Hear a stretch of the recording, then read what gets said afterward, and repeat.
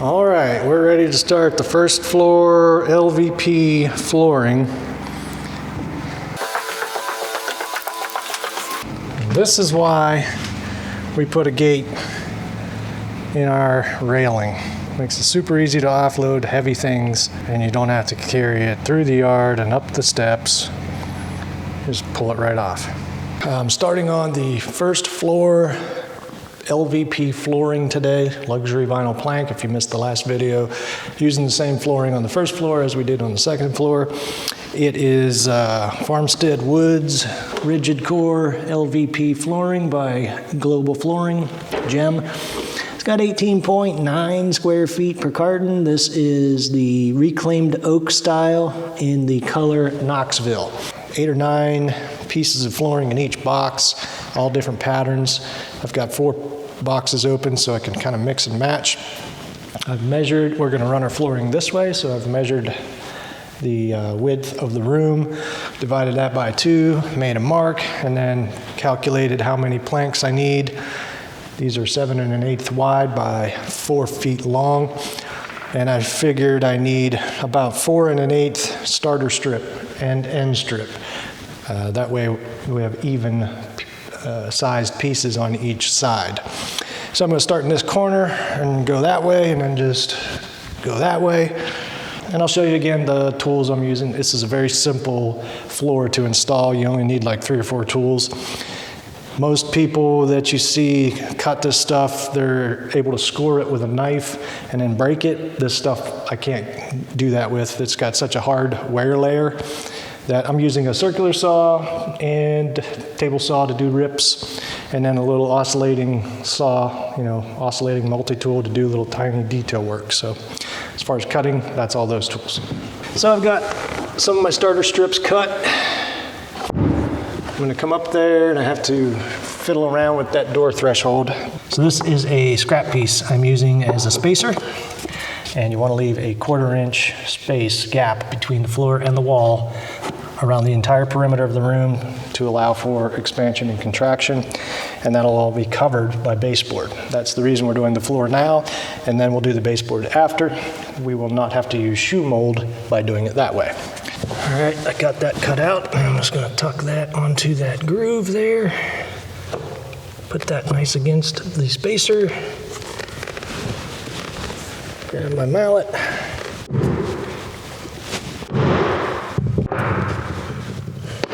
There we go.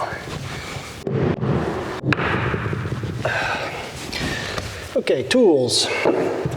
White rubber mallet with some painter's tape on it so that it doesn't make little white smudges, and that is to seat the tongues and grooves. These on the ends have little pieces of plastic in there that lock this together, so it makes it difficult but not impossible to pull this back out apart. Got to be real careful if you have to do that, otherwise you'll tear up this wear layer. The other tool, a flooring flat pull bar, so when you're up against a wall you can kind of torque these together. I just have a piece of 1x material that I'm using kind of as a guide, just to make sure where my baseboard will be, making sure my gaps are right, basically. A lot of places, most of the house, the drywall has about a 1/2 inch, 3/4 inch gap between the bottom of the drywall and the floor. So technically it could tuck under there a little bit, but I'm still leaving a gap like you're supposed to. Just a square to make little square cut lines. And once you get into it, knee pads. That's basically all there is to doing this floor.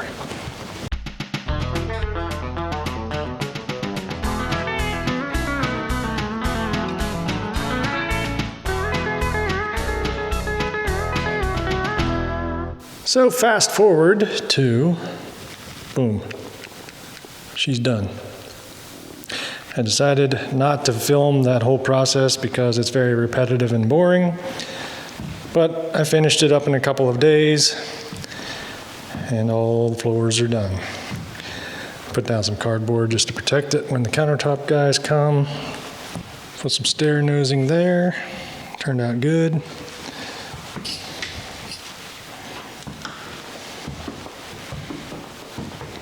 Check out the pantry. Turned out good in there. Overall, this stuff is very easy to install. Like I said in the last video, you just got to take your time and works out good. I ended up having to buy new register vents because I had a bunch of these 4x10s, and the ones in the living and dining room were actually 6x10s, but these turned out nice. Bedroom closet. I'm gonna build some built-ins in there, make that all nice eventually.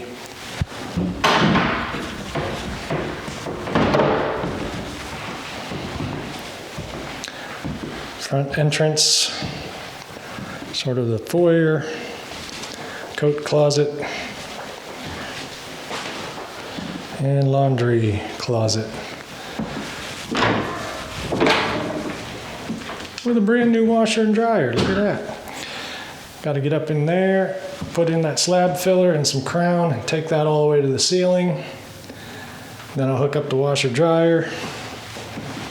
So now I'm waiting on having some lumber milled from a local mill for all of my door casing, jambs. These are real wide jambs. These are probably, I'm gonna have to use a 1x12 in there and rip it down.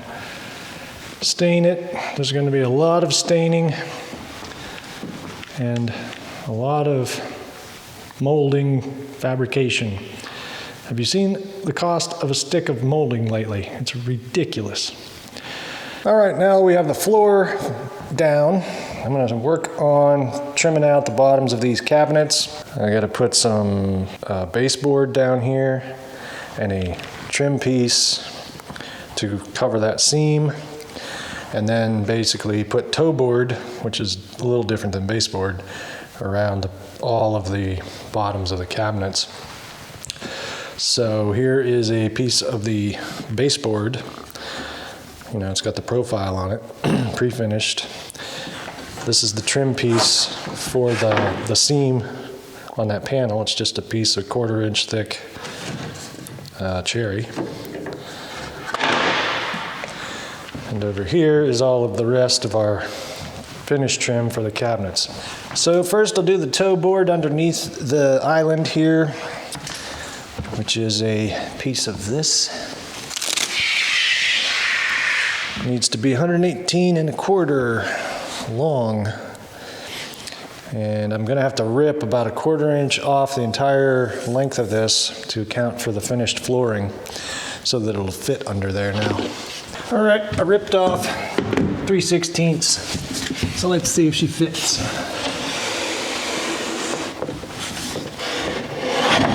Butter. All right, well, I'm determined that this 18 gauge brad nailer does not like anything 1 3/4 or longer. It just won't shoot them. So I'm using 1 inch brads.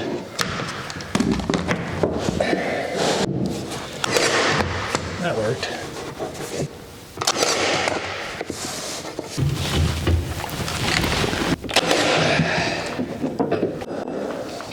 All right, I got my pieces cut for that little miter.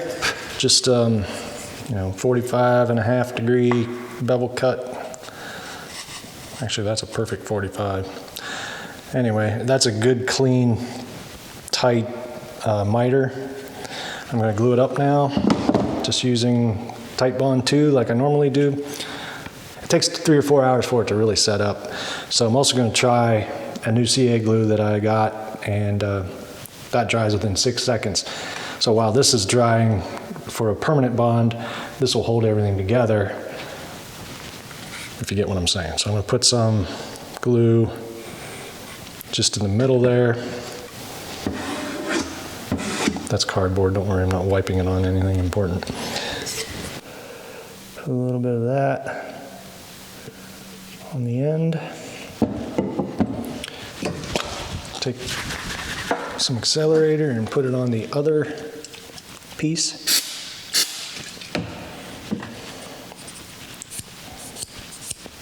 Get that off my finish.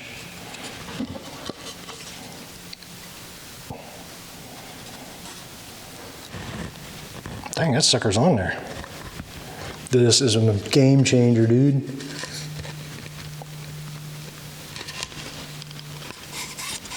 It's like a razor sharp miter, and it's on there. Like, I don't have to use clamps anymore. I've seen people use this kind of stuff, and I figured I'd try it. 2 thumbs up. Here's another piece for the upstairs bathroom, but it's going to be exposed on the end. So I made a little mitered return there. So if you do see it, it'll be finished. That glue works really well. It's super dark in here, unfortunately, but this is what I was talking about with that exposed end. And so I did the mitered return.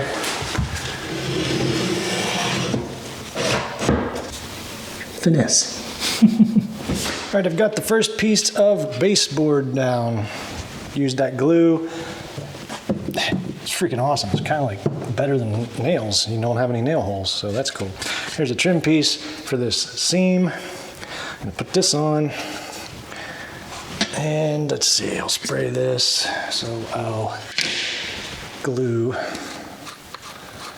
the wall.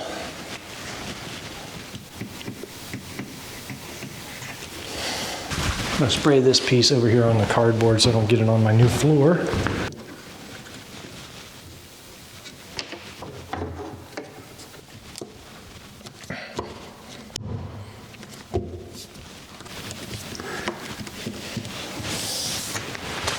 Nice.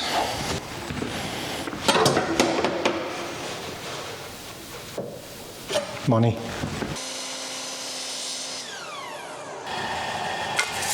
Looks perfect to me. This is the tedious part. There's like a 1/16 of an inch profile here, and it needs to come off at the end, 3/4 of an inch from the end, so that it'll fit around that little face frame reveal of 1/16 of an inch. So I'm just shaving it off with a chisel. Never whittle towards yourself or pee against the wind, they say. Bad things will happen.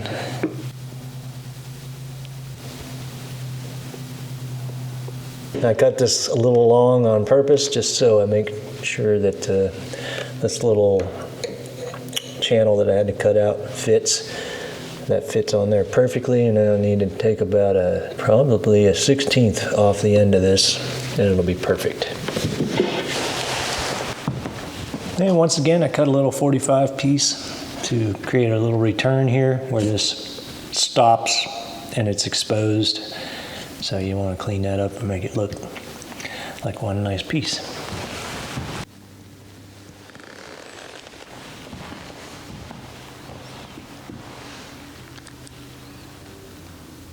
All right, so the white toe kick is finished.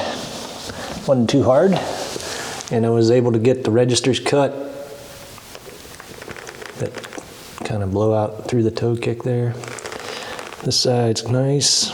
And I got the crown molding on the laundry cabinets. That turned out pretty nice. So that'll give you an idea of kind of how we're finishing off all of our cabinets. Put that slab filler, which is 6 inches tall, and then the crown takes all the cabinets to the ceiling, so that we don't have basically a place for dirt and dust and bugs to collect.